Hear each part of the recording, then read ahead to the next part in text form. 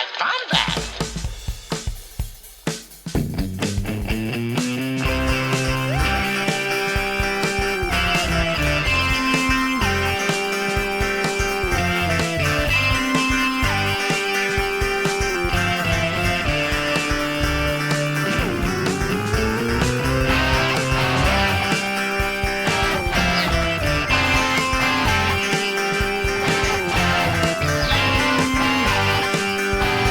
Welcome to the Bombadcast.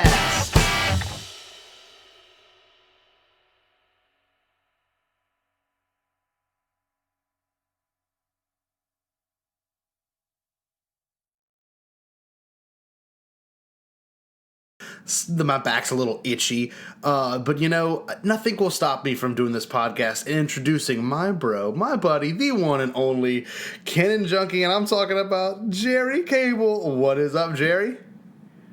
Not much, Scotty. How you doing, buddy? Dude, I'm feeling it. I'm loving it. We have a great episode and a great discussion coming up. I am stoked to talk about the animation of Star Wars. How you been, dude? I'm so excited.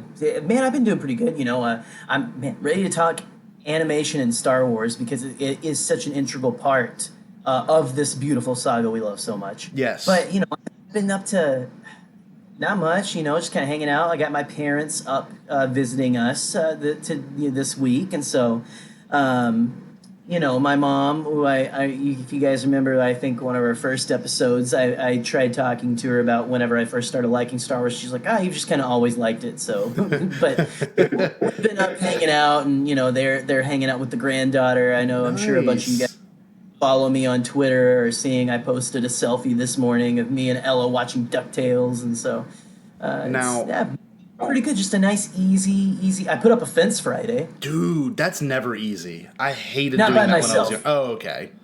It was with my my father-in-law and father. So Nice. That's actually awesome. That's some good bonding there. it was it was quite fun, actually. It wasn't bad. It actually ended up, we went outside. We were all wearing the same exact color shirt. I just missed the memo on the khaki shorts. Dang it. It looked like we were like a crew, like who were paid together in maroon shirts. So it was quite funny. The Ewok men. Exactly. A couple Ewoks. My father-in-law was actually a Wookiee among. Oh, okay. But that's enough of mundane, non-Star Wars life, guys, because we are here to talk about Star Wars and things like that. But you know, Scott, so you had a great time at the beach and everything with you and Troy, which man, still again so awesome to hang out with Troy. Like, I'm glad we finally got to meet and talk. So, dude, what else is going on? Troy is awesome. That was seriously such a fun episode, and I hope everyone that had the opportunity to listen to it enjoyed it as well. And definitely give him a follow. His name is ElderPug27 on Twitter, and he does great follow. And he always retweets some good content. He's a big Pokemon guy, so if you're a fan of Pokemon or any sort of video gaming franchises, he's always posting about it. You can always message him and talk about it. He's always down. But yeah, man, the beach was fun. Had a bunch of my family there, so that was really exciting. Food was great. We went out to eat a couple times. It was just a good time, and you know, I got to stretch my legs out and feel like I'm on, you know, stretching back and really enjoying all this nice weather in Alabama. It was windy, and I actually had a cold front come through, so that was awesome. But now that I'm finally home, school stuff's starting to kick in. As you know, I'm a teacher, so school stuff's starting to kick in back into gear, and I'm trying to, you know, set my mind to that area. But also, weird thing, I don't know if I've told you this, Gerry. But I'm actually filming a movie coming this week as well. So Tuesday when this dropped, I'm going to be I had written a movie back in December with my buddy Eric, who Gerry actually got to meet at Celebration. And Eric is a fantastic individual. I don't care what anybody says. Eric, if you're listening, buddy, I think you are. Eric is... He's fantastic. So he's directing, and he's going to be doing a lot of the scenes and shots. And my buddy Kevin's writing it. Fantastic. And my best friend Chase, who lives in Seattle, is coming into town to be my co-star with it. So very nice. Chase and I made movies for years, but I'm just really excited to start filming this. It's a horror film, so be on the lookout. I'm going to drop a trailer for it, a quick teaser that Gerry got to see earlier, but I'm going to drop that coming probably tomorrow when we start really filming. But y'all, look, here we go. We got to get into the Star Wars portion of this, but I have to bring up one thing, Jerry, and I'm so proud of this. So recently we were so excited that we had just gotten 100 followers, like 3 episodes ago. Now we are crossing the 300 follower mark. Oh my gosh. Can you believe it? I mean, seriously. Unbelievable. It's shocking. And well, thank you to all of you guys out there. Seriously. First of all, well, not just all of you who followed us, but thank you to the other this Podern family that we are a part of on the Star Wars podcast Twitter network. I saw that hashtag going around and stuff. That was great. That's awesome. It was so awesome. I love how supportive this community is. So thank you to all of our podcasting friends for helping us get the word out. But thank you to all of you who may not be doing a podcast or anything like that, but still like help all of these people who are passionate try to share what they're passionate about, and thank you for that. So much Bombad love, and so much Bombad love. It's beautiful, and like funny enough, we have an actual, we've got friends that are always coming and talking to us, and wanting to talk about the show and talk about things they heard in the show. We actually have an audio voice in from our friend Jeff Porbach, and he's common. He is always on our threads on Twitter. So look, I got an audio for him real quick, and he's going to be talking about the stuff we talked about last week. But I want to kind of revisit it, a couple of things that he mentions in here, and I've actually got a little bit of a surprise for him too. So you ready to hear this audio, Jerry? Let's listen to it. I love Jeff. Come on. Here we go. Jeff Porbach. Hey guys, it's Jeff from over here at the Blue Mill Cafe podcast and the Canto Cast. Finally getting to send the Bombad guys a voice message. Last week you guys were chatting about your favorite Star Wars video games, and I have to admit, I've never been a big video game person. I always loved going to the arcade though, back when I was a teenager in the early 80s and doing all that, but never been much of a home video game person. The very first home video game system I had was an Atari 2600. And the only reason we had the Atari 2600 is because I won it in a drawing from our local Burger King. And of course, my older brother and my 2 younger twin sisters, we played the heck out of that. Don't know if we really ever had a Star Wars video game for that system, but we loved playing that. And but my favorite Star Wars video game would have to be the old upright cabinet arcade game from back in the early 80s. I played the heck out of that game. Even though I was never good at it, I loved pumping my quarters into that game and blowing my allowance each and every week playing that game. Never beat it. I don't think I've ever beaten a video game in my life. That's how bad I am. I don't know if it's because I'm an old man or what. I've never been good at video games. I don't know if it's the hand-eye coordination thing or what. I've always been really bad at them.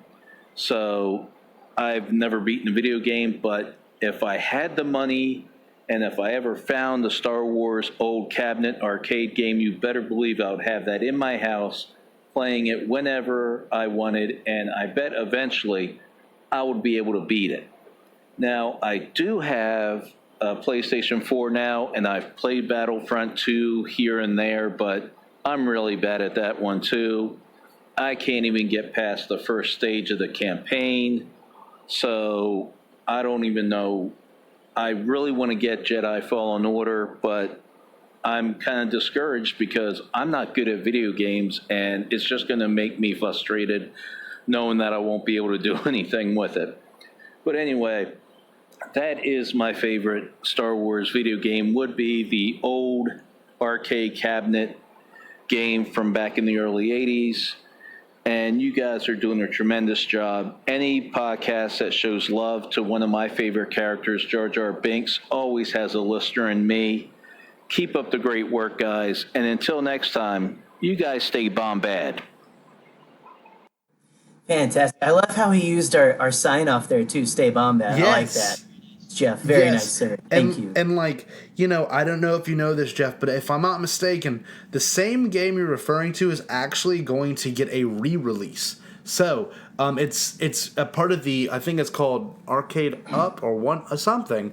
It's actually exclusively sold at Walmart, I thought, and it's like an emulator arcade cabinet. So it's like 3/4 of the size of a normal arcade cabinet, but you can buy a platform that raises it up, and it comes with like 5 or 6 of the emulated games. Now, people do hack these things in a way, not in a hack. I'm sorry, emulate and take advantage of the tech inside of them to be able to play any game you want. But I'll tell you this: it was announced at E3 that they're going to make an entirely Star Wars cabinet with like 3 or 4 games on it. But Gerry knows a little bit more about this than I do. Well, I've seen the advertisement. You can pre-order it right now. The cabinet itself is $500. It's not. It doesn't stand as tall as a regular cabinet, but you can get that little, like you said, attachment to make it. But it has Star Wars, the arcade version. Let's see, Star Wars, Empire Strikes Back, and Return of the Jedi. So it has the original trilogy arcade classics. And I so bad. So here is my my plea out there. Let's just start a GoFundMe. I'm just but wouldn't that be fantastic? It seriously. So if you have the extra money, if you want to get into that, seriously, go for it, because that's super awesome. And I love that they're like making that an option for people to get. These I was going to days. say it's awesome because like I'd imagine if I was a little kid and my parents showed up with this arcade cabinet, regardless of if the games are dated on it, I'd probably play the heck out of that thing and have all my friends I'd lose come my over. mind, yeah, dude. and like I remember Arcade games are just fun. exactly, and like I remember enjoying to see who gets the highest score out of my friends, and like even though the games itself are not what most young players are used to playing, or even people my age, I'm not used to playing a style of game where your end goal is to see how many points you get more than someone else. But to me, regardless of the actual style of game, it's the aesthetic of being at a cabinet and like and like being there and you're on level with this machine. It's a very intimate experience that if you have never had the opportunity to, much like I think Anthony mentioned in the last episode as well, Rural Farm Boy, he said like he would just pump his quarters in there, spend so much money on it because it was such it was Star Wars. That was your first taste of doing the trench run, Yeah, he said he would spend his mom's laundry money. That's it. But if you haven't had the opportunity, go follow Jeff Porgbach on Twitter. It's at Lazy Porg, and he's the host of 2 shows, the Canto Cast and the Blue Milk Cafe. So if you hadn't had the opportunity, I've listened to Blue Milk Cafe. Yes. It's fantastic. It's I love really the good aesthetic of it. And like it feels like you're in. It feels like you're sitting at a diner. With a couple of really awesome people talking Star Wars. It's awesome, and it's one of these things that we've been trying to figure out how we could maybe, if something Gerry and I have been discussing is after the Rise of Skywalker drops, we want to, have something like that same kind of feel, like after you see a movie, you go out to eat with your friends, and it's just like you're talking about it, and we love how you do that, Jeff, and it's fantastic, really, and we can't wait to hear more from you, bud. But look, I want to bring up one thing. That we discussed in the last show, Gerry. You cool with that? I assume. Yeah. I mean, yes. I assume. Let's hope so. I will allow it. Okay. I'll allow it. It's gonna be a very straightforward statement. Let's do it. Let me have it. Snoke is the Black Bishop from Vader Immortal. I can't argue it. You're getting more than, but also shout out to the Steel Wars podcast and to Steel Saunders. You may find that your Snoke theory sucked. Your Snoke theory sucked. What? Good night, everybody. Yep, it has been a great episode. Y'all have a great day and stay. We are off the air. Bombad. Your Snoke theory sucked. But look, now that the theory has sucked because he's dead, there's still more theories, and he is the Black Bishop, theories. And no one can convince me otherwise. Come at me, Bombad followers, because I am so headstrong on this idea because I sat on it some more after discussing it with Troy and Gerry. And if you hadn't had the opportunity to go back to that last podcast, I get real heated. Yes. I get really into it.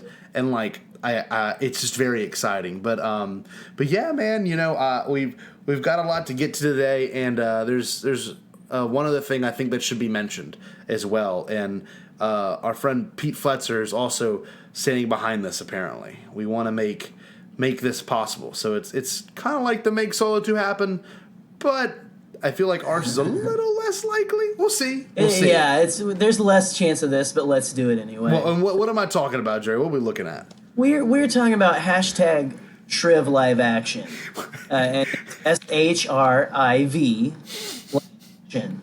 Shriv seriously is one of the best. Was it extra canon characters that we've had ever? And like seriously, I don't know anyone who hasn't played. I don't know anyone who's played Battlefront 2's campaign and hasn't come away going, man, that Shriv character is the best. Yeah, exactly. And like the way he sasses Lando Calrissian of all people. You don't sass Lando, and he does, and he cool does, and Lando takes it. Exactly. It's fantastic. Legendary. Legend. So we're slowly confirming things here, but we think the Shriv is going to maybe show back up in The Mandalorian somehow. I don't know. I'm just getting these little wild There's hair that ideas. rumor. There's the rumor that he is in. There is going to be a live action Duros, which is the species that he is in Rise of Skywalker. So, I would love if they were to, recanonize or alter the Mos Eisley scene, not alter it, but just confirm that the Duros, the original Duros you see in the cantina, was actually Shriv the whole time. Yeah, there was a couple of them talking. Maybe the other one, Cad Bane or something. He's like, yes. Could you imagine? Two Duros that we know. And you know what's funny? Both extremely impressionable characters. And actually, we'll get into some Cad Bane later, Gerry. I just realized that. We're talking animation, and we're going to get into some characters from the animation later. But we're going to get into that. But there's something that I noticed this week, Scotty. What? That I think we should bring up. We talked about that news drop at San Diego Comic-Con. Yes. Where someone had put out the sign for the Sith Trooper. Yes. Yeah. We talked about that last episode and stuff. We didn't think anything of it. Like, okay, that's cool. They realized they did it and they pulled it back. Well, if you have been watching the Star Wars show every week, like a lot of us do, and you watched it this last Wednesday, you noticed they showed a sign by the Sith Trooper, but it was not the blurry photo of the sign that we got. That's wild. And was speculating on. That's wild, man. One that they showed full on, I paused and rewound a couple of times because I couldn't believe. I about spit out my coffee whenever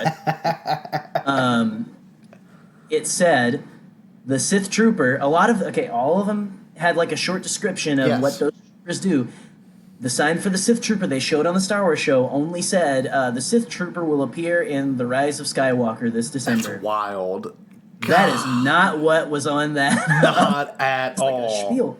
I think, again, we're probably going to get that sign because the Trooper display is going to be displayed at D23 as well. And that's so soon? I just realized that. Oh, dude, it's next month. 3 weeks. It's 3 weeks. Wow. Guys, I know we're all starving and ravenous for Star Wars news. We'll be good. But we'll be fed. You're going to be fed soon, baby birds. Don't worry. But... It's seriously. Sometimes we are all on Twitter, like with our little bald heads and mouths open, waiting for the Star Wars news to fall on in. I got too descriptive in that. No, and use as many adjectives as you want, Gerry. So Mama Star Wars is chewing up the Star Wars news and regurgitating it into our mouths, and anyway, we're just all just waiting for the next backwash. My favorite. Exactly. But the next fart joke from the Phantom Menace or something. Oh, you haven't never mentioned that fart joke yet. That's pretty good. Yeah, it was kind of I forced it in there. So no, but pun intended. Speaking of fart jokes and baby Gungan spermites. It's all. Why is this transition always difficult? Great transition, sir. We need to focus and change our tone and think about some facts that we always go through. And yes, for my listeners in the car. Oh, wait, what? Listeners in the car, you're on to me now. I am talking about the Bombad fact of the show, which deals with Jar Jar or Gungan culture or even Naboo. But our boy Gerry is delivering last fact for us last week. Dealt with the Jar Jar 3D board game that we found out was just Jar Jar Mousetrap. Now, essentially, this next fact is from our boy Gerry, and I don't know what the fact is. So let's hear this one, Gerry. Gerry always pulls a weird one out the hat too. I'm having trouble. I gotta Google more I gotta also Google before, like 10 minutes before we start recording. But yeah, just to let you guys in behind the magic. I have more of a behind the scenes kind of one for you today, Scotty. So here we go. Love it. Ahmad Best actually stood in for Yoda and other CGI characters during the filming of the prequels. Wow, really? Did you? I did not know that. I had not known that. Like, my jaw dropped because can you imagine Jar Jar Binks standing in for Yoda? Standing in, literally standing. It's like, does he get on his knees? Like, what does he do? Does he have to make a special set to where Ahmad Best's head is just sticking out the floor? Like it's just, and he's just got his head. And he's got Yoda ears. Let's consult the Yoda head. Exactly. I don't know. That's amazing, but it actually makes sense because if you think about it, it's so funny. If I'm not mistaken, for Guardians of the Galaxy, James Gunn's brother, Sean Gunn, stands in for Rocket. And, Sean Gunn, yeah. Sean Gunn's a tall dude. And, of course, Rocket Raccoon's 3.5 feet. But it's just funny to know that, I guess for point of reference or some sort of eye alignment, they have to have these stand-ins. But to picture Ahmad Best being, I don't know, a CG character like Sebulba or Yoda would be hilarious. That's amazing. Well, if I may, I'm again getting this from an article on Screen Rant. It says here, there's a scene where Palpatine is speaking to Yoda, Jar Jar, and several other senators, I believe, in Attack of the Clones. Mm-hmm. And while filming that, one time while they were filming that scene, Ahmad Best was forced to jump between marks for Jar Jar and Yoda. That's amazing. Yeah. So can you imagine he's standing up, he jumps up to his feet, and he's I guess whenever Jar Jar's in the shot, he's jumping up to his feet. Exactly. That's awesome.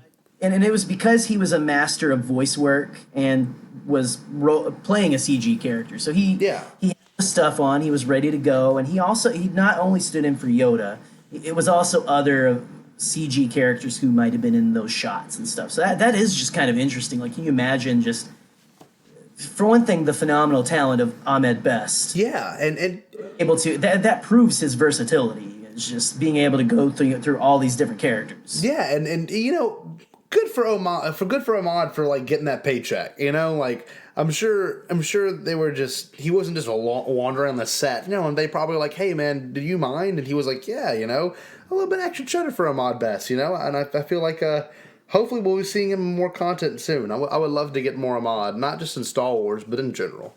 So let's get, if we can again, you guys tweet at Ahmed Best and tell him, hey, you should go on the Bombadcast, man. They're named after Jar Jar. Look, let's get him on the podcast, man. Come on. If there was any way, and if we could ever have him on, that would be the ultimate dream. And we would do an ultimate Jar Jar episode if he was on. That would be fantastic. Or just maybe even just talk about go ahead. What were you say? Working on the Phantom Menace. And how was it? And what was it like being a part of and he seems like a friendly guy, but look, we're just living the pipe dream. Gerry, that was a great fact, dude. That was I never knew that. Thank you. And I wonder how they did, I decided to go educational. So. No, of course, and I need to look into how they shot Revenge of the Sith, because Jar Jar was not featured all that much. I don't even know if he has a full line, but I would love to watch Revenge of the Sith and see, if there was any sort of discrepancy like that as well, with him being maybe a CG whatever Grievous. I don't know. Right. Which it would be interesting to see that. Yeah, and I would honestly have loved to have gotten more Jar Jar, or just a good sign out from Jar Jar in Revenge of the Sith. Right. But maybe, you well, know. I believe his only line in Revenge of the Sith too is "excuse me" or something. Is it really? Oh yeah, excuse me. Pretty sure it is. And I think that's honestly a pull from the Phantom Menace. Excuse me. I don't know. Maybe you guys, maybe we could tweet at Ahmed and get him to let us know. Let us know. Hey, was that a line pull? Did you not get any more work until Clone Wars? Yeah. But speaking of Clone Wars, why don't we talk about our poll results? Okay, Gerry. Look, here's the deal. Gerry made this great, fantastic poll because. Oh, stop. This is we get a lot of inspiration from Resistance Broadcast and how they format things, and I imagine their polls are like unbelievable amounts of results, but this is our highest one so far, and we like seeing these results from polls because a lot of it's very interesting. Now, honestly, this one dealt with animated, so it says, what Star Wars animated show project is your favorite? Tell us why in the comments, and you could end up on the show. Get ready for all new Bombadcast Day Bombad. Okay, cool. So the results are, we had 4 options: Clone Wars, Rebels, Resistance, and others. Tell in the comment. Our highest one was Clone Wars with 55%. Okay, that is at 161 Not votes. surprising. Yes, not surprising. Well, then we had Rebels coming in at 37, which is a good little runner up there, and then Resistance at 6% and others at 2%. Now the others ones were pretty funny. They were pretty good, but overall, Clone Wars was the highest ranked one. Now, why do you think that is, Gerry? I just think that Clone Wars has such a feverish following behind it. I mean, again, Clone Wars, we thought Star Wars was done, and then they were like, no, here's a weekly series chronicling the period in between Revenge of Clones and Revenge of the Sith. It was, honestly, the Clone Wars, I believe, is what most people wanted the prequels to be. Ah, that's a good point. I think that's one of the big things, but I'll tell you, I love the prequels just as much as the other person. Again, there's some awkward parts in it, but that's just, you could find weird writing in most of the movies, especially the ones that, I love George, but especially the ones George wrote himself. Yes. Yeah, and that's just that is George's brain, and that's why we love it so much. He's a maniacal genius. And well, funny enough, when you add that in, as many people as much as they used to, and I don't see it as much anymore, that bash the prequels, it's funny that the Clone Wars is the highest ranking one.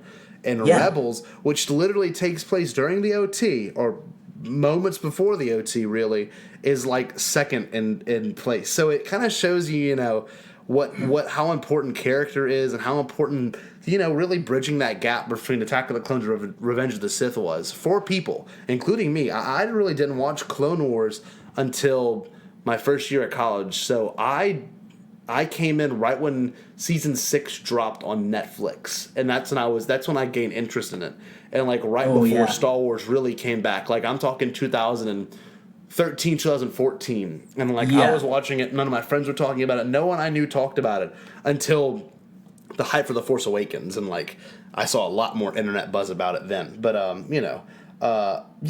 these poll results do not shock me. The comments we received under it are pretty good. Scott, first of all, what did you vote for? I voted for Clone Wars, to be honest with you. I voted for Clone Wars. I just like how it's so fleshed out, and much like I'm sure everyone else involved, they feel the same way. It just you kind of see Anakin in a different light. You can see that transition a little bit better. And I like the war You feel aspect. the friendship between him and Obi-Wan more too. Yes. And but my second choice would have been Rebels, and kind of just how the poll is, it's literally how I would have done it. But I think Resistance and Rebels right now for me are kind of they're neck and neck. I don't think Rebels wasn't really that good until the very end of season 2, of course. And then this is just me being biased. I love Thrawn, but when they include Thrawn in there, it just got way better. But, they just upped the ante for sure. And the fact they even did it. Anyway. What did you vote for? You know what? I gave love to Resistance because it wasn't getting much. But if I had to pick I think my actual favorite has to be Rebels, because I followed the Clone Wars as much as I could when it was on air. Yes. And I love the Clone Wars. Like really, just like helped cement. Like that was what was keeping me going in the true. well, in the quote unquote dark times between the prequels and the sequels. But I have to say Rebels because I love the OT feel. I also love that it kind of was it brought aspects from Clone Wars and finished off some or continued some story threads from Clone Wars, and I appreciated that about it. And that was really delved more into the Force than I thought it would. Exactly. But again, Resistance is a great one if you want. That is basically an amalgamation of every single era, sequels, prequels, and it's originals. very odd, and we're gonna it's so good. Get into more of this in discussion, but like somehow they found a way with Resistance to bridge like the gap of all of these trilogies in regards not to storytelling, but in regards of feel and aesthetics and the visuals of these prequel, sequel, and original trilogy background aliens. They really have nailed it when it comes to that. But yeah, like you were saying, Gerry, I like Resistance a lot because it doesn't go into the Force and it doesn't go into the aspects of war all that much. You know, it's kind of just swashbuckling. It's like an swashbuckling adventure. It's like watching a serial because it generally each episode has a start and an end. The arc episodes, I think there's only like 3 or 4 of this entire season that were like strictly 2 episode things. Most of them were 1 episode, stories, which I think is fantastic. It's just to me, almost easier that way. Yeah, to me it felt like Resistance is a slice of life show. Yes. Set in the Star Wars universe. In honestly the time of peace, quote unquote, literally weeks, if not days, before The Force Awakens. It's awesome. And if you did not follow that show, again, we're you know what, we can save this for a discussion. But man, if you didn't follow that show through to the end, you missed some heavy stuff going on at the very end of it. So exactly, and we'll get into that. We actually got some really good responses, Gerry, from this. We've got. Let's get into them. You want to read the first one real quick, if you don't mind, bud? Sure. We've got Journey to Life Debt Celebration 2020 here. Let's see. They said, as much as I love all 3, Rebels is the one I gravitate towards the most. I can't explain why, but it's the one I resonated with the most. I'm totally with you. Totally. It is. It's something about that Rebels feel. It's got the McQuarrie influence. Oh, boy, does it. The design is incredible. Every shot just about looks like a McQuarrie. And I've been watching it recently again with my daughter, but also just on my Canon watch through. Yeah. In preparation for Rise of Skywalker. And I've just started season 1 this last week. And my goodness, I've got it on Blu-ray and on my 4K TV. It kind of upscales it a little bit. Yeah. It's gorgeous. Yeah, if you like with it just looks like a painting. I was going to say that. They really did take a lot of inspiration from Ralph on that one, and I agree. I can gravitate towards the family aspect. It's the only Star Wars, to me, any sort of content that plays to the family mantra. You know what I mean? Like Clone Wars was more like war, But you see these group of people, much like a family would, dealing with these problems internally. We're going from issues that they have, like Zeb, having his people be enslaved and stuff, internal issues, back to like external. This is actually a bigger world, but it's very family feeling, which I think is fantastic. Yes. But I can see which why makes it more resonates heartbreaking in later seasons. Exactly. Just the troubles that these characters go through, you feel them more as you go. But anyway, Scott, who do we have next? We've got our boy Darth Hurricane. I'm sorry, Carl Steiger. But he's formerly known as the Darth Hurricane himself. He wrote, "It's tough between Clone Wars and Rebels, but I have to go with Clone Wars. While Rebels is good, Clone Wars to me expanded and explained more. In addition, my two absolute favorite characters come from the series, Ahsoka and Asajj, which I completely fall behind that. Asajj Ventress might be one of my favorite villains because you can sympathize with her and where she's at. And Ahsoka, of course, Ahsoka is just amazing. Amazing character. Ahsoka is... that everyone hated. And so hated when she came out, but now everyone's like, oh, Ahsoka's the best. I love that. Isn't that funny? Snips. It's just so... Yeah. It's just... I don't know. I love that. But Well, it proves, guys, that if you don't like something, just wait around a little bit, because these people, they tell stories for a living. Just see what they come up with. Exactly. Just go. And thank you for the write-in, Darth all Hurricane. A little annoying at sometimes. Exactly, and like I'm just glad that that these characters have now get a different light, you know, in regards to storytelling. Like, people are dying for more Ahsoka, and Gerry and I will get into this later. When we went to the celebration panel for Clone Wars Saved, it was like anytime Ashley Eckstein like breathed inward before she spoke into the microphone, the whole crowd lost it. But it was very communal. But thank you for writing in, Darth Hurricane. I really appreciate it. Thank you. Always love seeing your responses and hearing your points of view, bud. Our next one actually gets featured later in the episode as well. As Alderanian Rose wrote in, I believe Rebels is the microcosm of Star Wars as a whole. Its 4 seasons examine and deconstruct the Force, the Master and Padawan relationship, the fight against injustice, healing and purpose and found family, being a Jedi without an order, selflessness, and knowing when to let go.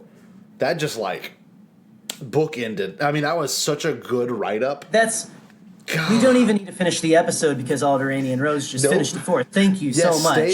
Stay Bombad, guys. We'll see you next week. Second time we tried to end the show. No, but Alderanian Rose, that is an absolute fantastic write-in. I can agree to all that, especially the Master and Padawan relationship. You forget that, like, whole first season is that, and well into the second season is that, and like, I don't know. Dave Filoni does a really good job, and it's cool to know that this was his project. And like, if you reread those same themes again, you can 100% agree with it in regards to, you know, how Dave Filoni looks at Star Wars, you know, and it's just a reflection of him. It's just, it's awesome. It's fantastic. He is truly the Padawan to George's master. Exactly. And really, like, really, truly. The fight against injustice is awesome, and like, that was a really great way to sum up the show, and I think we're gonna end up touching back on this later in the discussion. But we got about 2 or 3 more write-ins. The next one, Gerry, do you mind reading the next one? It's from our boy, sure, yeah. Blue Milk Drinker. Blue Milk Drinker. Let's see here. Blue Milk Drinker. He says the original Ewoks cartoon is his best theme song ever. Ever. He didn't say that I added the last ever, but I honestly, okay, Scott, you're gonna I'm gonna make extra work for you. Go ahead and drop the theme song in now.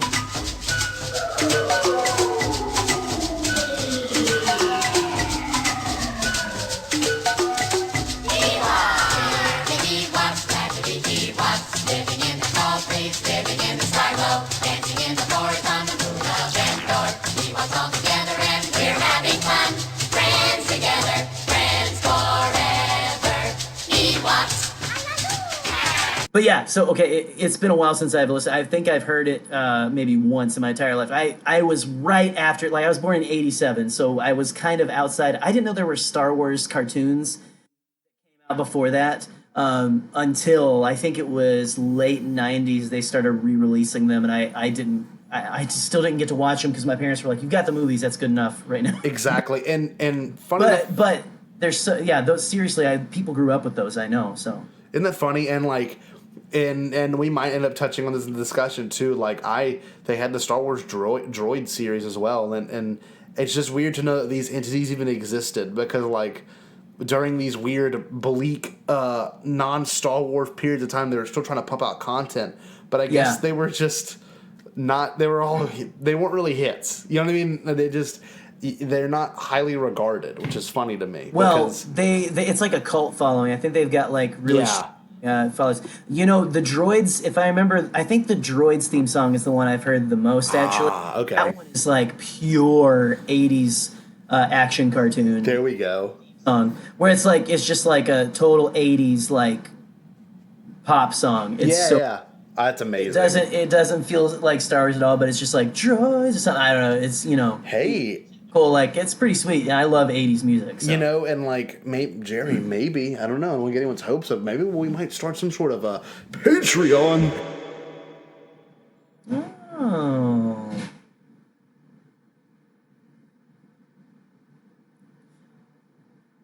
That's funny. That's interesting. You say that because we might have to do that.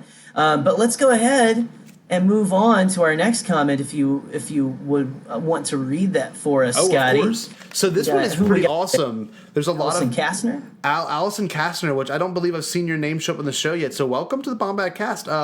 Welcome, Allison. They've got some great.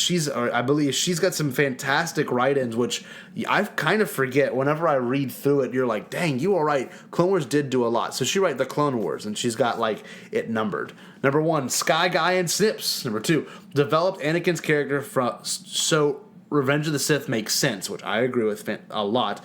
3, develop other Jedi Masters, and I cry every time at Order 66 now. 4 is 5's 99 Heavy, Rex, and Cody. Yes, we got the Clone Commanders, which is just top tier. Like, so many arcs of that show dealt with that. We got the Mortis arc. We got Obentine, which is Mortis. I believe is Obatine. Obatine is Obi-Wan and Satine. Great relationship. Annie Dalla, which is Anakin and Amidala. We got Jar Jar, yes indeed. Stay Bombay, baby. We got Battle Droids, which I think is great. I love the B1 Battle Droids voice. I think it's fantastic. Were pretty great in the show too. They were a little over the top at first, but they mellowed out. They really found their stride. Exactly. Series. Exactly. And we got Cad Bane, Hondo Anaka, which is to me is Chef's kiss of Star Wars characters. Love Hondo. Aura Singh. Asajj, yeah. Asajj, yeah, totally. Oh, I left Asajj out. I'm sorry. Asajj is fantastic. No, you're good. I just don't want to make sure you didn't leave her out. So.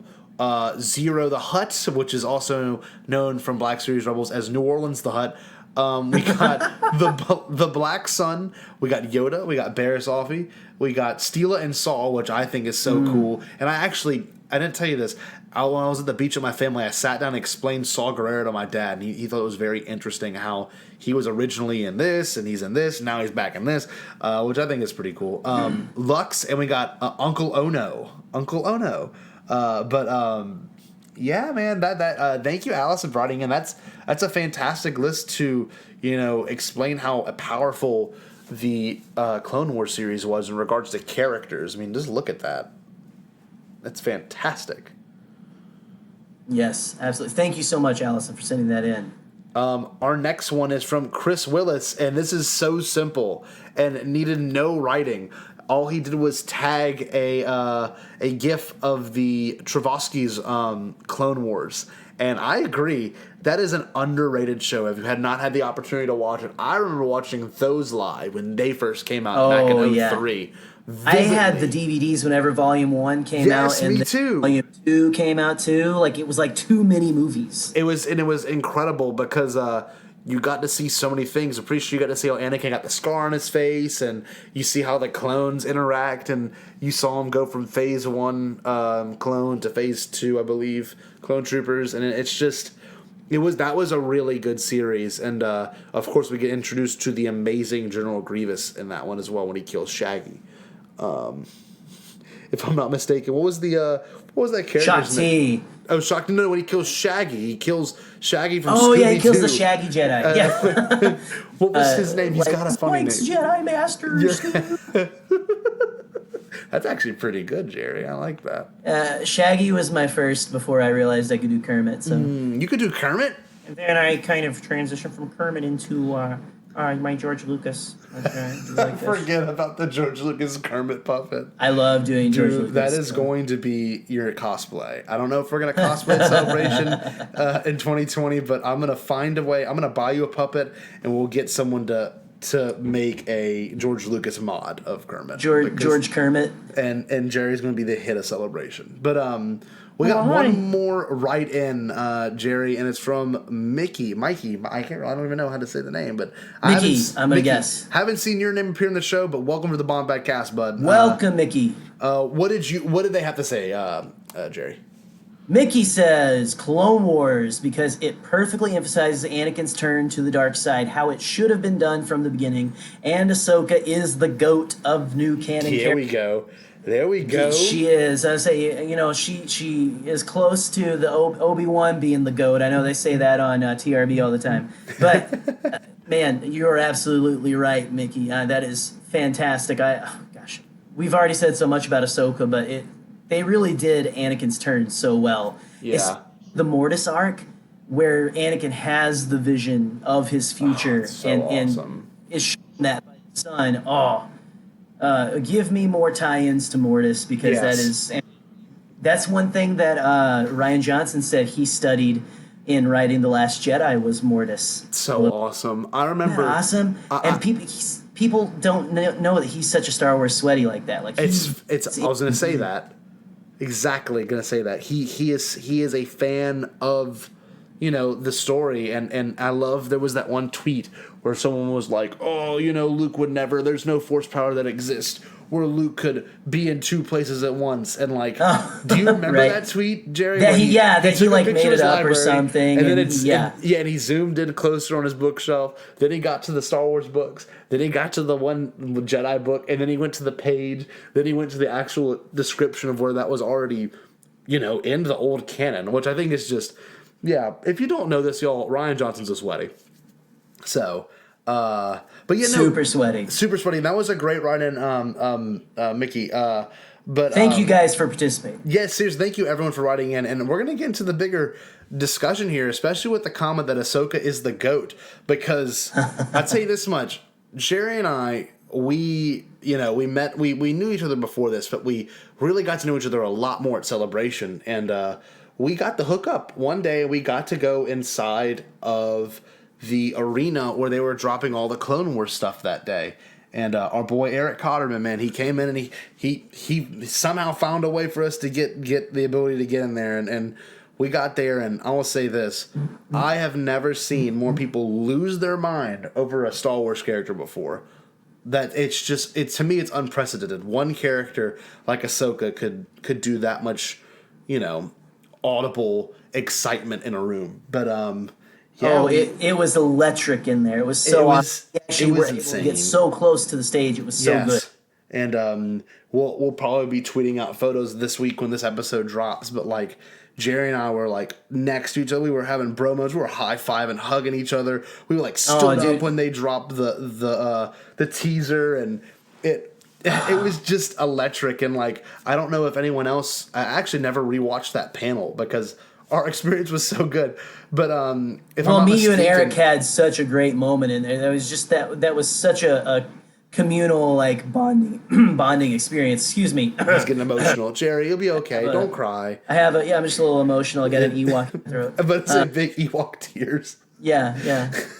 but it was seriously such an awesome experience. Yeah, and I will be completely 100% honest with you. I got to go see the Mandalorian panel in the room. I saw the Phantom Menace panel in that room, and I saw Clone Wars Saved in that room. And out of all of them, even the Mandalorian one, Clone Wars had the most hype I've ever seen. I mean, people were screaming. It was unbelievable. And it's so funny because Gerry has a really good point, and he sent a really good question in to me, and it's giving me chills thinking about it. But Gerry, can you share this idea with us that I think it's an observation everyone has, but no one else has pointed it out, dealing with the animation of any show. It could be Star Wars, it could be if Game of Thrones had a cartoon, people would still feel the same exact way.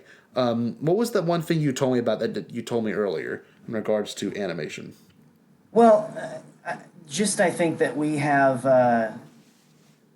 I think there is a disconnect with people when it comes to animation, and I don't know. I think I wanted to ask the question, Scott. Why do you think that people see animation as a lower form of storytelling? Yeah, it's such a powerful question. I mean, for our listeners, I don't know if you ever thought about it that way, but honestly, a lot of people in the Star Wars community put the books, and I love the books, but they put them above the animation, and they put everything else above the animation. The comics sometimes go above animation. I just find it odd that, especially in this fandom that is so strongly united when it comes to opinions, that no one has a higher opinion of the animation series. It's very interesting. It's so well. Go ahead. No, you go ahead, but what did you want to add in? Well, all I wanted to add was just I think we start to see we're so used to in our society seeing cartoons as juvenile. Yeah. Or this is for kids if it's a cartoon. When if you think about it, it's really art in motion. It's a different medium in which to tell a story. Yeah, and it doesn't lessen it at all in my mind. I know some people, if you can't get past it, I understand to an extent, but at the same time, these are stories that they are telling in the animation that should be consumed and will be enjoyed by Star Wars fans. yes, and in my honest opinion, I've never had a TV show, an animation in regards, make me so emotional like Clone Wars or Rebels did. And it's very odd to really think about it that way, because you can, go on and watch a bunch of cartoons and stuff, even as an adult. And for some reason in the back of your head, you're like, I feel like I feel like I'm too old for this. But like, for some reason, for me, whenever I watch the Star Wars ones, it suspends my belief in that, and my belief that, cartoons are for kids. But it must be something that that was established at youth, that cartoons are for children. But at the same time, it's something that we're kind of taught, isn't it? Yeah. Not even taught, but like socially like driven. You know what I mean? Like, right. You get to a certain age, Yeah. especially in high school. You're like, oh, I can't watch this anymore. My friends will make fun of me, right? Yeah, exactly. And like I felt the same exact way in regards to Clone Wars, and I would only literally watch them on the weekends I got home from my university. I never really shared with anyone that I watched it. And I don't know why I feel that way, but luckily now I'm so deep invested in my fandom and the community, the larger Star Wars community, that I can have this opportunity to discuss these shows. And like, I mean, the reason this show is named what it is because of one episode of Clone Wars that Gerry happened to be watching. And it was the Bombad Jedi, if I'm not mistaken. Yes, and I was watching that episode and just thinking about that's like the one Jar Jar word that always pops into my head, and it really, like, I love the title of that episode, Bombad Jedi, and so I thought that would just be like an awesome title for a podcast, and here we are being an awesame podcast. Here we are, and just like that, Exactly. And it was almost kind of effortless too, if you think about it. Like we were really struggling with the name and stuff, and I don't know. Oh, yeah. This might actually relate to the cartoon as well. I mean, it's hard to name a cartoon, it appears. I don't know, like Star Wars Resistance, when that title first dropped, I mean, that could have meant anything. I remember all the speculations that went around that, and then also with Rebels, like, all we've gotten is the good guys, in regards to the, kind of how all these stories are being told, and maybe one day, dude, I never thought about this. Maybe we'll get the opposite. Like, one of my favorite episodes of Rebels is when we got to look at what's his face's life. The name blanks on me now. Gerry. Oh, are you talking about the episode with Zeb and Callus where they get trapped in the together? Oh, no, I'm not talking about that one. That's a great episode, but I'm referring to the one about when you see everything kind of from Callus's point of view. Oh, right. Well, that's at the very end of that episode. He goes back. Yes. He sees like Zeb kind of get welcomed back with open arms. Yes. And he goes back to his little like one room area. Yeah, and he like walks awesome. by. He like nods at like says hi to like a commander, and he barely kind of acts like whatever. Yeah. And, it's such a poignant. Sad ending to that too. This whole time you've been like hating Callus. Yes. And all of a sudden they flip it on you and go, wait, this guy he's just a person. Exactly. And this plays into what you were saying earlier, how it's kind of, people tend to think this is more of a childish form of storytelling, but when you really take a step back, this is probably the most fleshed out and most sophisticated form of Star Wars storytelling, really, in regards to the Force, absolutely. in regards to like deep diving into these themes. And this could be for Rebels or Clone Wars. Now, I will say Resistance is a little bit more catered to children, and it might not come the second season. And you actually had the wonderful opportunity to be able to watch that first episode at Celebration, and I know everything you've told me sounded like it's gonna be a great start to a new season. So, well, looking forward to that too. I am so excited for that. That show is going to grow. Like all of them, they all start out. Every one of these shows has started out with people going, I don't know, it seems too kiddie, and exactly. Everyone going, holy cow, that was amazing. Yep. If you are into these, if you are a Force nut and want to get into the intricacies of the Force and how it works and the mysteries, there is no better place to go than the extra, the animated material, especially Clone Wars and Rebels. I agree. Why aren't you in there? Absolutely, it's fantastic storytelling. You're absolutely correct. It's to me, it is necessary viewing. Yes. For the diehard Star Wars fan. And I love the novels, and I've read and listened to several of these novels, and I've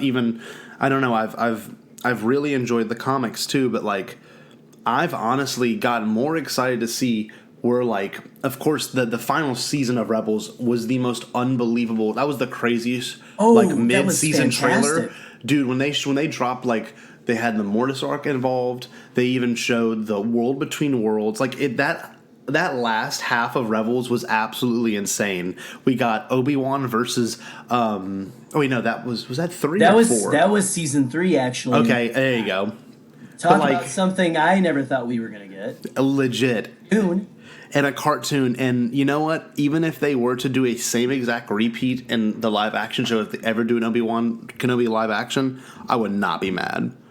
I mean, it was beautiful.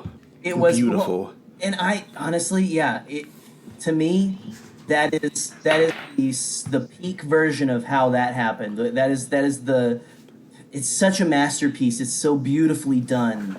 That I agree. Episode, the dialogue between Maul and Ben right there. Kenobi. Sorry guys, I'm going back to old school. The dialogue between them, the ideological debate that they were in, all ending with Kenobi holding his. I guess spoilers and stuff. So I mean, let's be real. If you're listening to this episode, you've probably seen it. You more than likely are a fan of Star Wars enough to be able to know that happened. You know what I mean?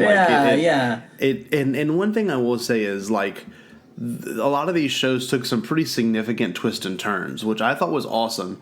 And but they really didn't change the characters that we know up. You know what I mean? Maul is still just a vengeful, just angry guy, and for him to die at the arms of the man he hated so much and peacefully die was just top tier. Chills thinking about it right now.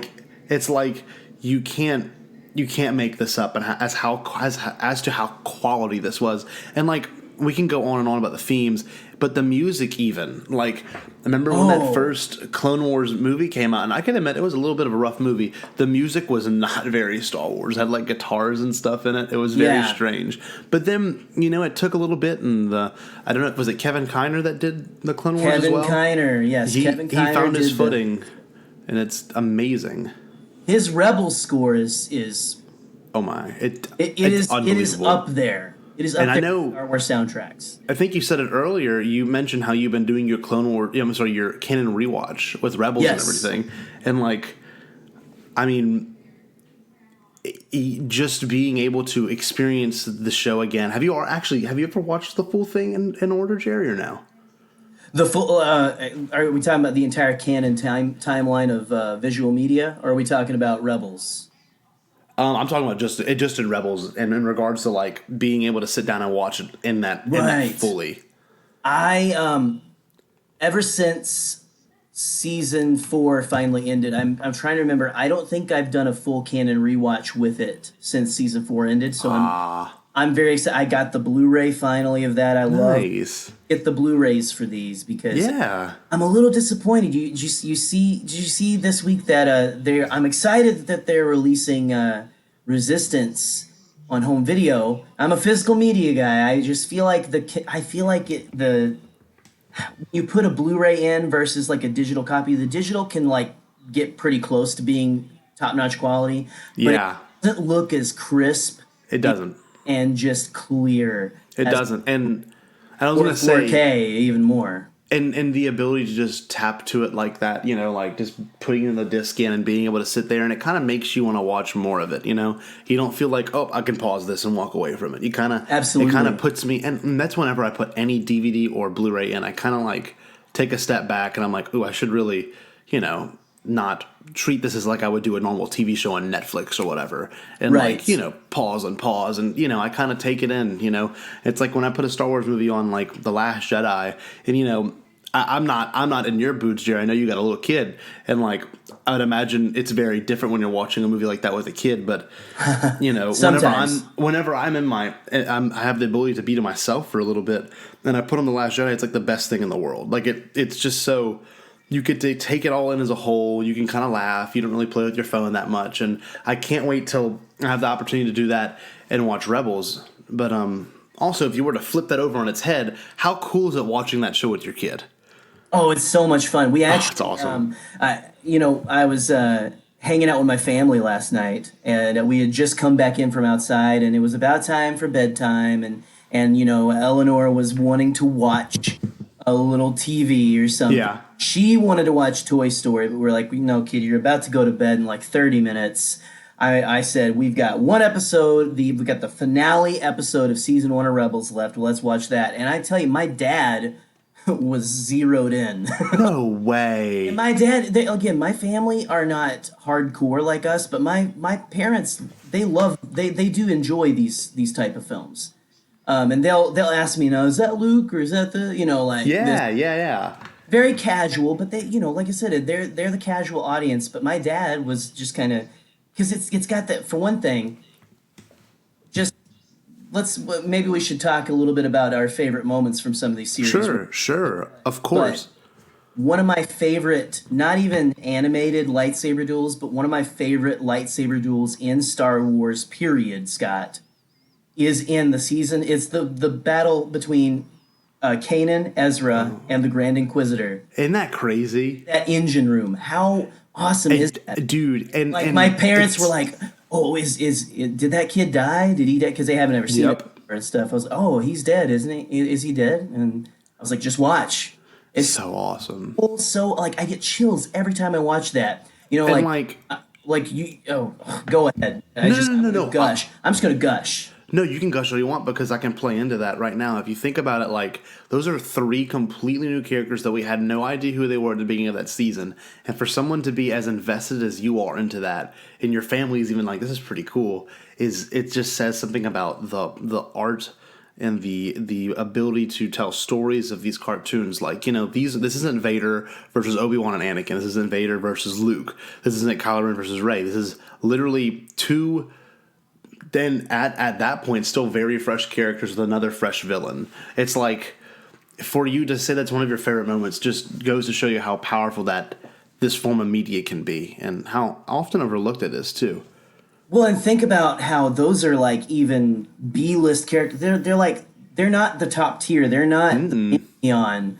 Like we think, when you think the Pantheon, you think Darth Vader, Kylo Ren, Emperor. Exactly. Exactly. Sidious. You think Luke Skywalker. You think Han Solo. All that. And you've got these basically a failed Padawan taking on a Padawan, taking a servant of Darth Vader himself.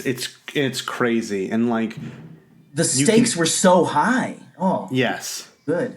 Yes, and to have it, to have these characters become, especially by the end of season 4, someone you kind of like fall in love with, and you're like, dang. And to see, and I'm spoiler alert. I mean, hopefully you have watched Rebels by this, but when Kanan dies, like, there's honestly, and like out of all the media I've seen in Star Wars, that's probably the one that makes me the most emotional. And they retouched on it again in The World Between Worlds, and it's like thematically seen throughout the rest of it. Even when you see that parallel of Ezra holding his hand out like Kanan did whenever the Purgils are busting in and they're wrapping Thrawn up. It's like, it's just, it's so nice. But that's it's epic. It is epic, and it is.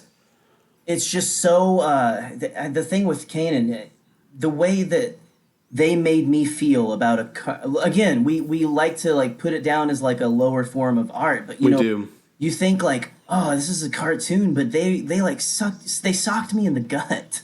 Like for real.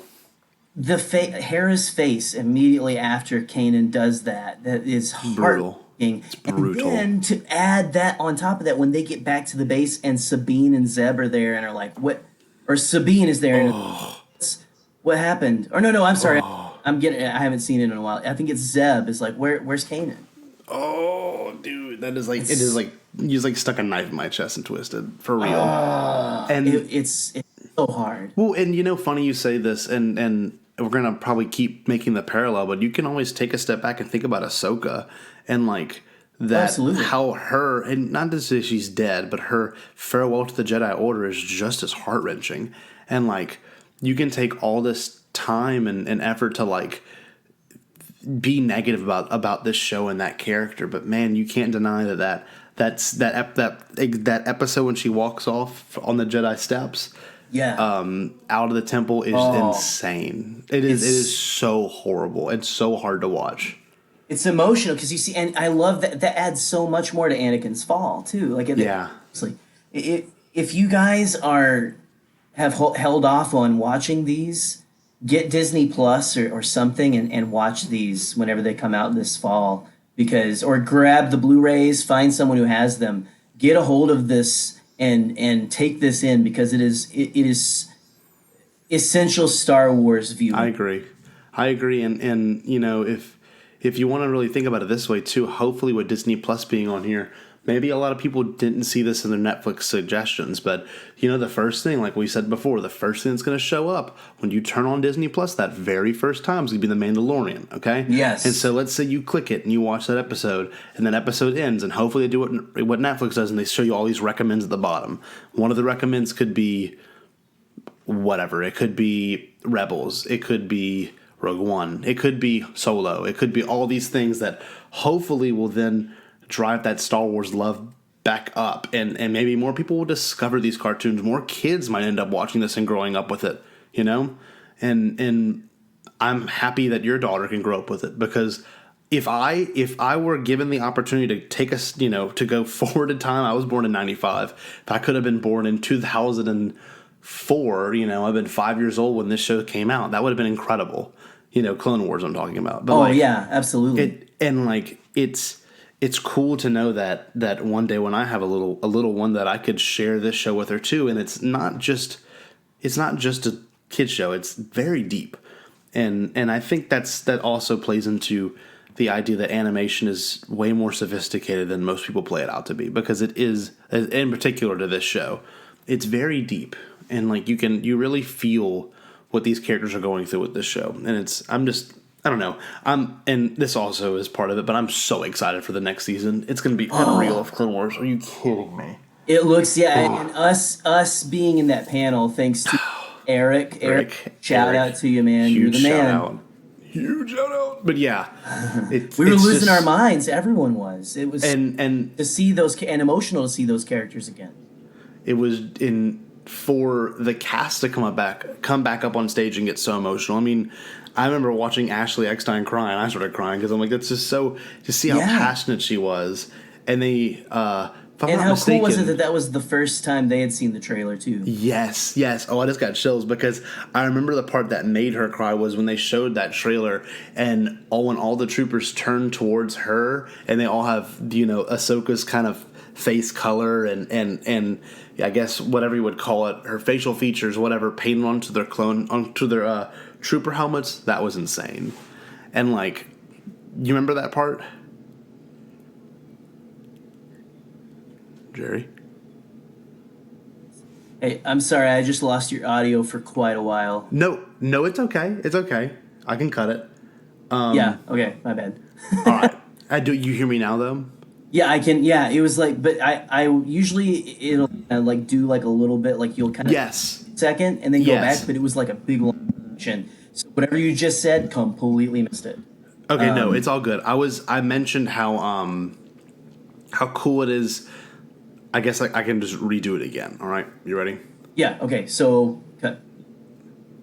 All right, and what I really loved about being at that room was when Ashley got so emotional watching the trailer for the first time, and she saw she saw whenever the troopers turned, they all had Ahsoka's face kind of painted on their helmets, and like I'll never forget how insane the crowd went for that. And then of course the end with Maul and Ahsoka, you see that duel that's going to happen, and apparently Ray Park did mocap for it. I'm just that was so mind blowing. It's next level. Why haven't they done this yet? Like that. Exactly. Probably thinking the exact same thing. Like, exactly. All the stops for this. And so you never know. Like the future of animation is going to be so cool.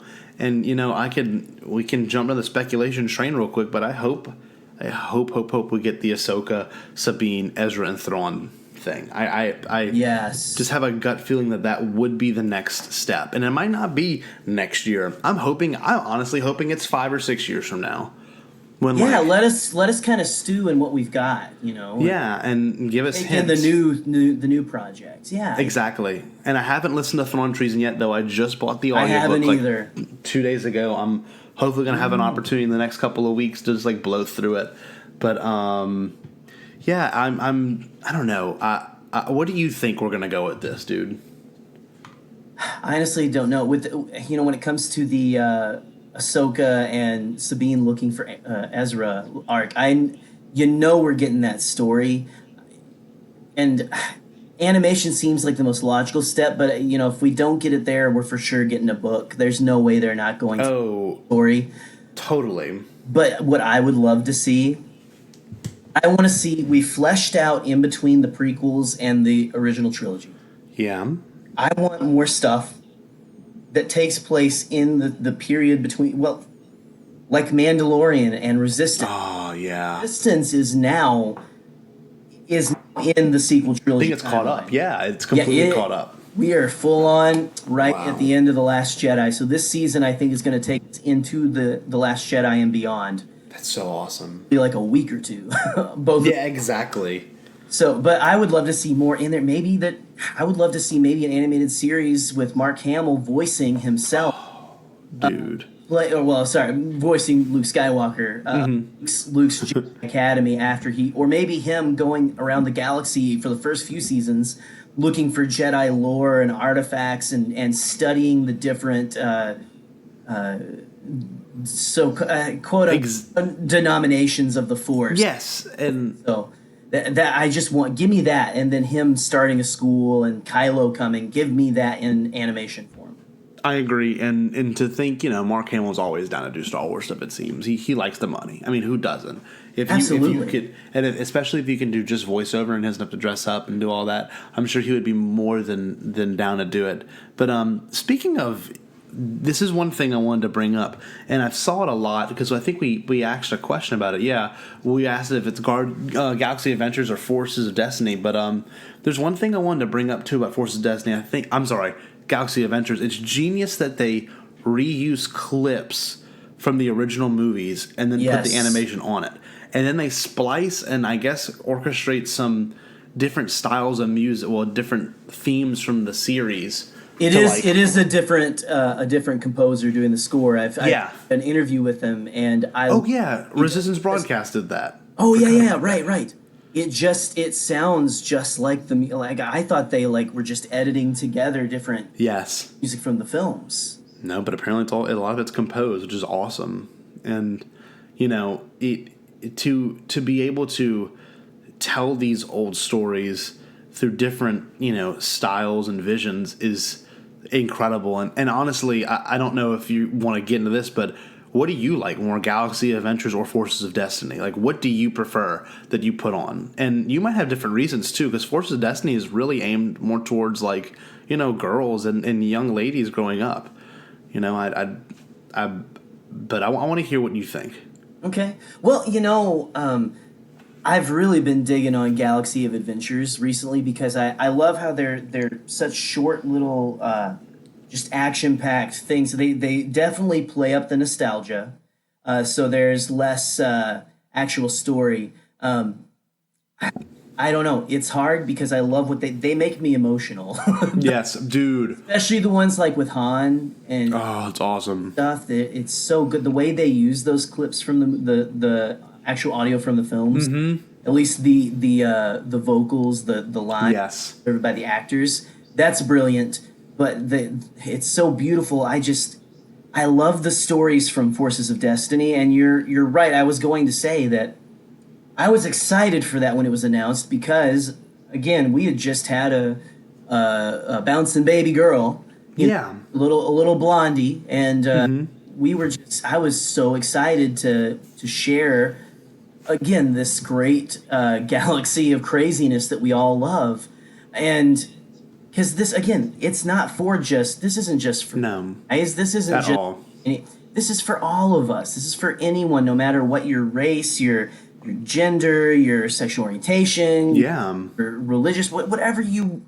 Star Wars is meant to bring people together, and I love that it is that. But I was a little disappointed when it got canceled because it was something that like was little bite-sized things with these with the female characters, gave them things to do, just not even big grand galaxy changing things, but I loved that it was simple lessons and simple little things, and later on in the series we got some canon answers as to where certain things came from. I love that they revealed where Leia got her, how she got her dress at the Ewok village, which was essentially they just had it there, I guess. Yeah, exactly. And funny enough, when you say that, like, there's a lot of people that wrote in, and Patrick, our buddy, he wrote in Forces of Destiny for all the new canon stories in his response, and I completely agree. Like, we got a lot of things we wouldn't have got otherwise, like Jyn Erso and a Loth Cat, and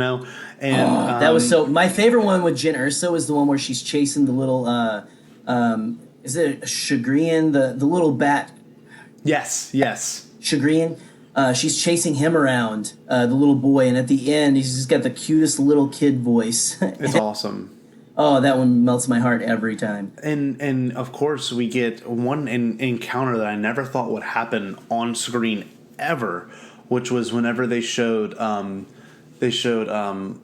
almost said Sabine, when they showed Hera and Leia and Han. It's just like that was like, and that's canon, like that actually happened, and I'm sure that was the one I was waiting on. Yeah, they announced that when the series first came out. They said we're going to bring characters together, and that was what was so exciting about this. But that really was the biggest of all of the reveals that these characters interacted.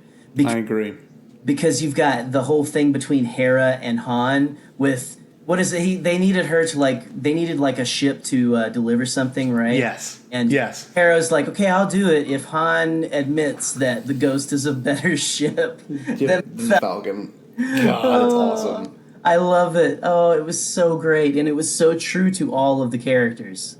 So and epic. I completely agree, and there's so much to do with these little stories that mean so much, and they were only 3 minutes long. But there's one thing I will say I like about Galaxy Adventures a lot is I like how brief it is. You put it on.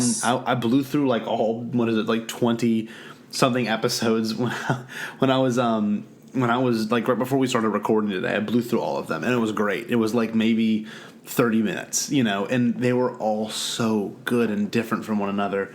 And the animation is just, it's honestly unlike any animation I've ever seen before. It's very interesting animation. Well, it's very new and yet clever at the same time. And it has. I love when they combine the 3D imagery with the 2D, and I don't know. It feels kind of like an anime too, with the way they showed Han's face when he's running towards the Imperial, when he runs towards the stormtroopers, and it zoomed in, then zoomed in even more in his face and his eyes and the drool coming out of his mouth. I'm felt like I was watching what's it called?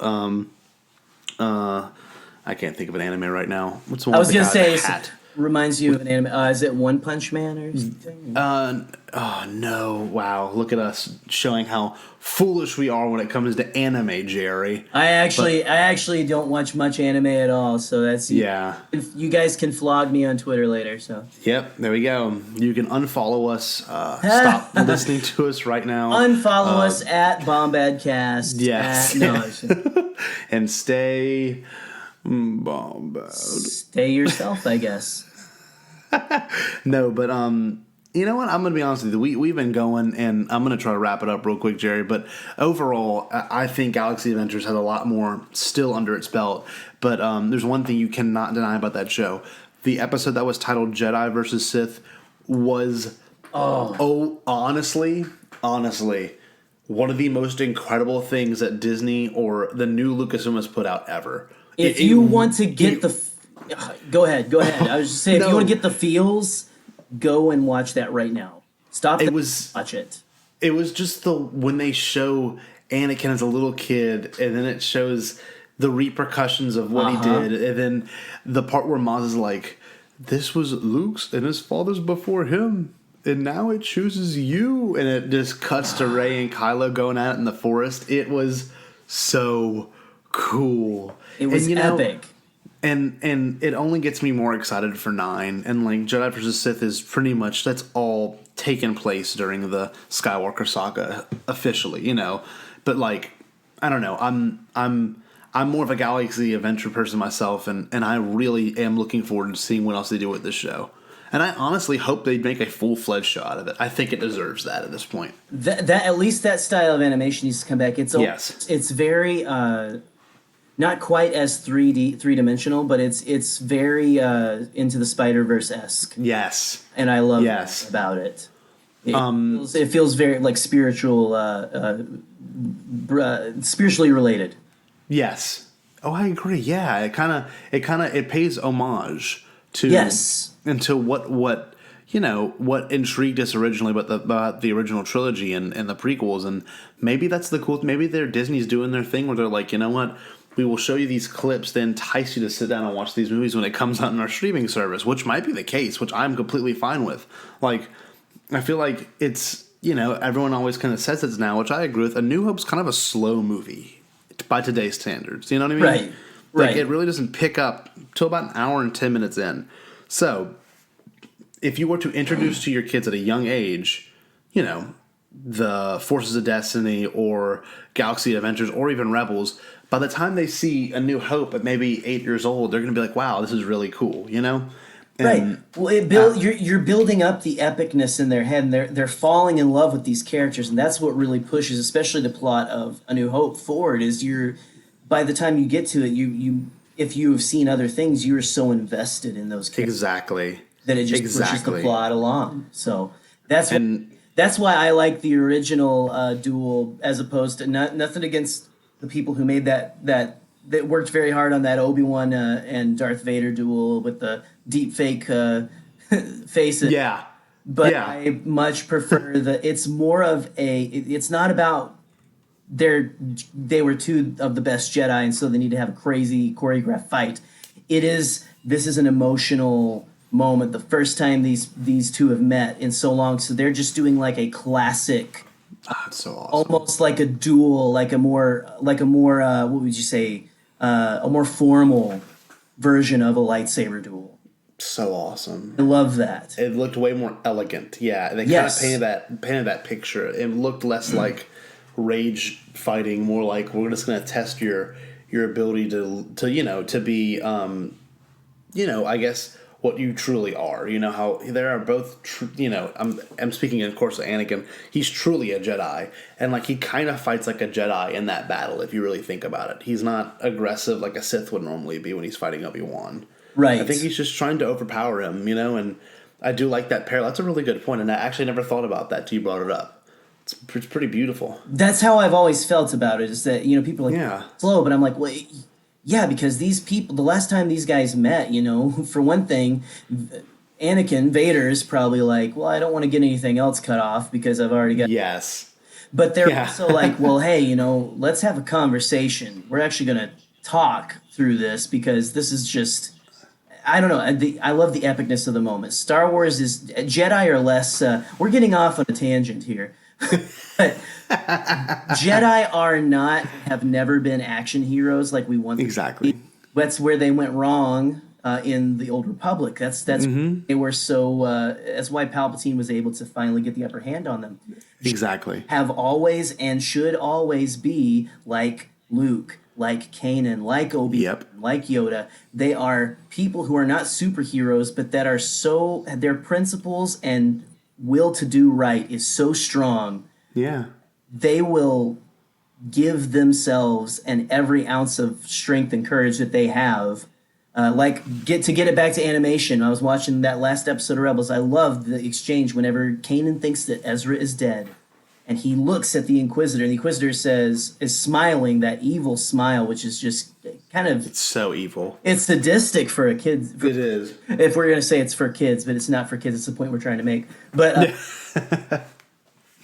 Kanan gets up and he goes, "That was a mistake," and you're immediately like, "Oh man, is he getting vengeful?" But it's not that. He goes, "Why? Because Nope. no one left to die for you?" He says, "No, because now I have nothing left to fear." Oh, that's so epic. That is Jedi in a nutshell. That is strong. Jedi in a nutshell. And I agree with that, dude. That's why you guys should watch the animation. And I'm sure a lot of you have, but you might have family members that haven't. Or I've actually read people's replies to this thread we made, and people are like, not my cup of tea, or whatever. And I respect that. It might That's not be. okay. But That's perfectly fine. My only challenge for you is a lot of the beginning episodes and seasons of these shows are honestly not that great. They don't start off super, super strong. Resistance did to me.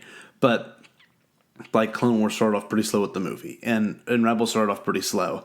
But if you just give it a chance to get past that first season, I guarantee 100% you will be hook, line, and sinker into the world of Star Wars animation. I just guarantee you will be. Absolutely. Guarantee. And again, even if it's still not your cup of tea, hey, we're all Star Wars fans. We can all I agree. Here around the Bombad table and hang out. You guys are all welcome anytime. Completely agree. But the cartoons are awesome, so watch them. Yes. We did actually get some write-ins from a couple of friends of the show. I already read our buddy Patrick's, but I'm going to read our friend Scott Gibby. Oh, Gibby. Love you, buddy. Gibby. Scott Gibby. Okay. I'm sorry. I almost said Game of Thrones. CGOA. He's a big Game of Thrones sweaty, so of course he would.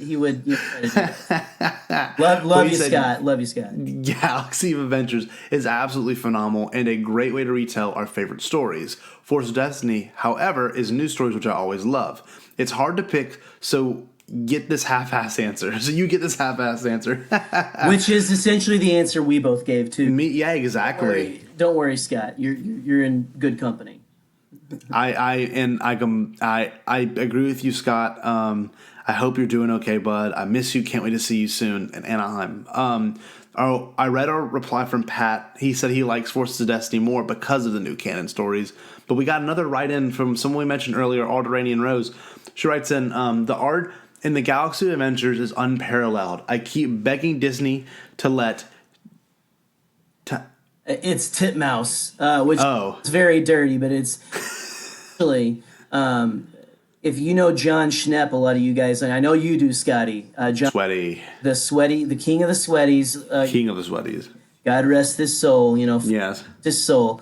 He passed away very... about a year ago. About a year ago, but that was his animation company, actually. Oh, wow. That was his, and they were... I did not realize that. They were the ones that made Metalocalypse and all of that, but they make fantastic animation. Titmouse. Yeah. Go check out their other projects. But sorry, I derailed you, Scotty. No, it's okay. Just had to give a sweaty shout out to John Schnepp. We love you, buddy.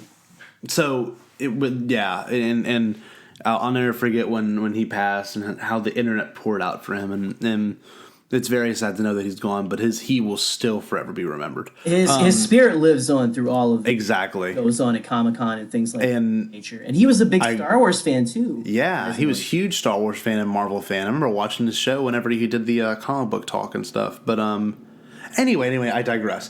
I keep begging Disney to let Titmouse Inc. Do a longer project where they put 22-minute episodes covering the events of Star Wars to make an animated version of the OT with some PT and ST. And we want to ensure the original trilogy stories aren't forgotten. And I agree. I mean, maybe one day down the line in 30, 40 years from now, people might... Of course, Star Wars will always be remembered, but...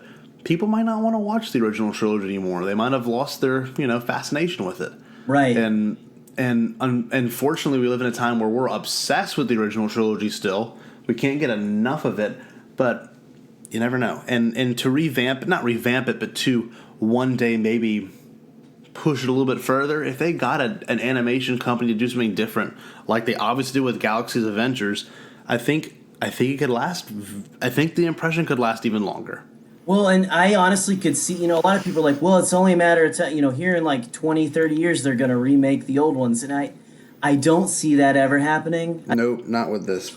Not of these movies. I mean, they'd have to redo the entire saga. But yes, I honestly think I could see this. Well, I could see this happening more than I could that. Getting an interpretation in animation. Exactly. And it would be beautiful, too. I completely agree. And, well, I don't mean to wrap this up and cut this off short, but I think we've really gotten to the meat of this whole entire animation discussion, and I hope everyone here has really enjoyed it. But next week's discussion, Gerry and I are extremely excited about. We've been really discussing it deeply through text, and, I really think we're going to have a lot of fun with this next episode coming out. What is that going to be, Gerry? Well, next week we're wanting to talk about, maybe doing a little speculation. I don't know if you guys are into that or not. What am I talking about? We're Star Wars fans. It's like 90% of what we do when we're waiting for it to come out. But next week we want to talk with you guys and have a discussion about how JJ is going to make connections to the entirety of the saga to kind of wrap up this 9-movie arc of this basically 3 generations of a family. How are we going to tie this to a nice? But we're not going to try to speculate at like how are these going to end. But how are we going to connect the entire saga? Yeah, how are we going to see this overall thing wrap up in a sense of you actually tied all 9 of these movies together instead of just being like, oh, we did what the original trilogy did. We're tying up these 3. We're tying up 6. No, JJ has admitted it. He's going to tie up all 9 of these films. I want to see what little parallels he might throw in there, or even what actual Easter eggs he might throw in there. We're going to get deep in this discussion, man, and I'm very excited. I'm very pumped. Absolutely, man. Me too. Sorry. I'm just so ready to go start watching more of the Star Wars animation. It's boggles my mind how good some of the stuff is. I'll go for a while and be like okay, and then I'll just think about a certain scene like the lightsaber duel, and then I just have to jump right back in. Guys, I know it's tough, but we got to bring this to an end. Our Bombad time is coming to an end, and that's sad, but we'll see. Well, you know what? I almost forgot. Hold on, wait a minute. What's that? We don't have to go? No. We have one more thing we have to play. I completely made a mistake. I will admit. There are no such thing as. We forgot to play an audio from the one and only. And who am I talking about? Oh, I think you might be referring to Mr. Anthony, the rural farm boy. You're sure all right, Gerry. I did not play our audio from Anthony. Anthony, we're going to give him his little moment to shine. He's going to be talking about animation with us, too. Absolutely. Right. Let's listen. You ready for this, Gerry? Bring it on, buddy. I'm ready. Let's hear what Anthony has to tell us. I'll do, Scotty and Gerry and all you Bombad listeners. It's Anthony, also said rural farm boy. So Gerry told me he was talking about Star Wars animation and all manner of it.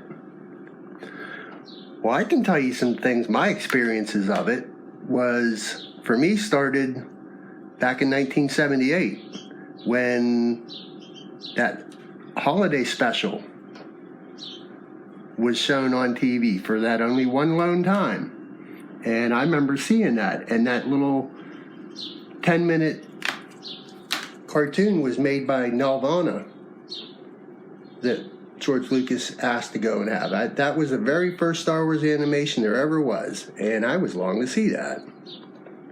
And when that same animation studio also put out the Star Wars Droids and Ewoks cartoons in the mid-'80s. And I watched them too. But there's so many other different kinds of Star Wars animation now, and each of them, if some folks is paying attention, has their own look. There ain't none of them's the same as any of the others. Because what all we got now? It started with Genndy Tartakovsky's Clone Wars in 2003, and that was a great lot of fun. And I hope that got brought up on the show. What came after? 2008's Clone Wars. Which, yeah, I watched those all 6 seasons, including that unfinished 6th season. Yeah, I watched that about 4 or 5 different times, so I know them stories fairly well. And one come after that was Star Wars Rebels. Now, just for me, I watched all 4 seasons. But just in my opinion, to me, out of all the different animated Star Wars, that's the least favorite, in my opinion. There's some other short-lived little things that you can still find on YouTube. They're about less than a minute long, called Star Wars Blips. You can go look them up if you ain't familiar with it. And Forces of Destiny, which, well, I kind of fell behind on. So I got to go and catch up with that. But now we got that newest Star Wars show that's animated. It has its own look. And a really different, new, fresh kind of Star Wars look. Star Wars Resistance, which is just, in my opinion, my favorite for me. So I can't wait to hear what maybe other folks thinks and hear what their favorites are. Well, speaking of favorites, my youngest daughter's sitting here and she's gaming beside me. And I think she's got at least one favorite that she would like. Lex, what's your favorite Star Wars thing that's like a cartoon or an animation? When Ahsoka was fighting Darth Vader in Star Wars Rebels. Well, there you go. Now we got another opinion. So let's see what's coming up in Bombadcast number 5 on Tuesday in my playlist. And we'll see what that is. Until that time, Scotty, Gerry, all you other Bombad listeners, may the force be with you. May the force be with you. See you on the radio. He's the best. That's so awesome. I'm glad that he was able to get one of his daughters in there too. That's Yes. I know he's a proud papa, that Anthony. I understand that. And I love that part with Darth Vader too at the end of Rebel season 2. That was so epic. It was incredible, and you know, it's funny he brought up how Resistance is his favorite show, and honestly, it's so funny to hear that come from him, because I can relate to it. It's up there, and there were scenes in that show recently that were just incredible, and it's had beautiful. Nothing to do It's with the a Force, beautiful show. Had nothing to do with a lot of the things that are conventional Star Wars, and they did such a good job with storytelling, and it was really kind of awesome. And I do agree with you, Anthony. The greatest animated series of all time is the Robot Chicken episodes that were Star Wars themed, that George Lucas helped write. Yeah, man. Okay, I said that. I was gonna say, you got me for a second. I was like, wait, I thought you was talking about the Genndy Tartakovsky Clone Wars. With bad A Mace Windu, like, yes, entire army on his own and stuff. I love those. Man, back in the day when those were like the only animation we had besides droids and stuff like that. That was my bread and butter, man. Like, before the 2008 Clone Wars came out, it was epic. I would watch those over and over and over again. They were great. They were seriously so good. But the Robot Chicken we should mention as well, because those are also hilarious. I know I had to throw it in here somehow because I will forever love the. Go ahead. They're so funny. No, the whenever my favorite one still is when Palpatine's like talking to Masamita, and I think that's the one that I was going to talk about. Yes, after the Death Star gets blown up. He's like, Corporal Palpatine. Yes. Wait, what happened? Wait, hold on. Why are you crying? What's going on? And he's like, You must smell like aluminum falcon. That's my favorite line. You must smell like feet wrapped burnt leathery bacon. That was it. And he's like, oh. And I love that, like, he takes the lunch call in the middle of that. That was Yes. so very. Yeah, give me a cherry Coke. Yeah. So I'm gonna literally watch that once I get this off with you. Like that was such a classic clip, and like it's just I picture how it might have happened when Vader called him. Yeah. So just like getting yelled at and stuff. He's like, some teenagers blew blew it up, whatever. By a bunch of teenagers. Yeah. It's so good. But anyway, Anthony, thank you for your call in, man. This is going to be a permanent segment in the show. You are a giant part of the Bombadcast, and we love to hear your point of views. And I'm glad we got your daughter in there too, man. And keep writing in, man. Keep toning in. But yeah, that's about all I got to say for this episode. Jay, you want to add anything else, bud? Scott, I don't really have much, but there is something that our listeners can do. And what? Scott, what can maybe they do? Maybe this week you could tell us what they need to do. What can they do? I'll tell you what to do. I'm gonna back up from my microphone. We're going to stay Bombad.